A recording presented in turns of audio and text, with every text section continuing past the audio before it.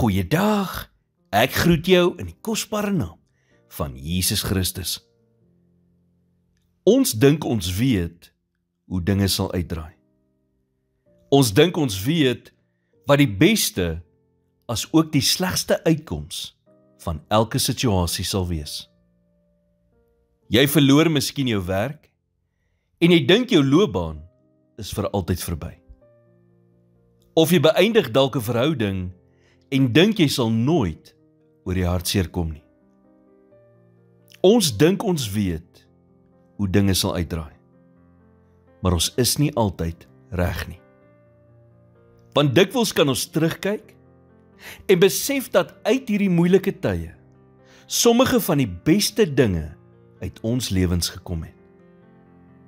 'n Nuwe werk wat oor jou pad kom, waarin jy doodgelukkig is. Of 'n wonderlike huweliksmaat wat beter is as wat jy ooit voor kon gevra het. Dink daaraan.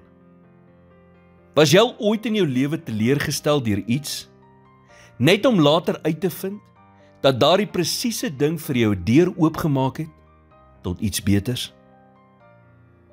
God werk dinge ten goeie uit in ons lewens.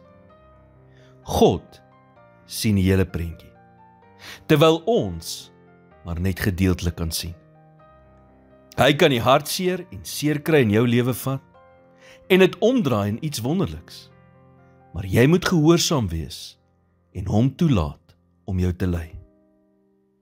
Dit kan beteken dat jy soms sekere dinge, verhoudings, loopbane of drome gaan moet laat gaan wat nie die Here se wil vir jou is nie. Paulus sê in 1 Korintiërs 2 vers 9 en 10, wat die oog nie gesien en die oor nie gehoor en in die hart van 'n mens nie opgekom het nie, wat God berei het vir die wat hom liefhet.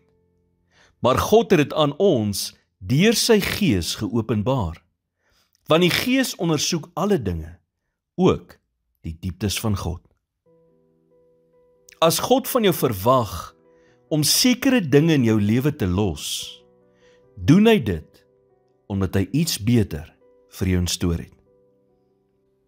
Luister waartoe hy jou roep, maar luister ook na dit wat hy jou vanaf wegroep. God is getrou en hy's goed. Hy het net jou geloof, vertroue en gehoorsaamheid nodig om dit in jou lewe te doen waartoe net hy in staat is.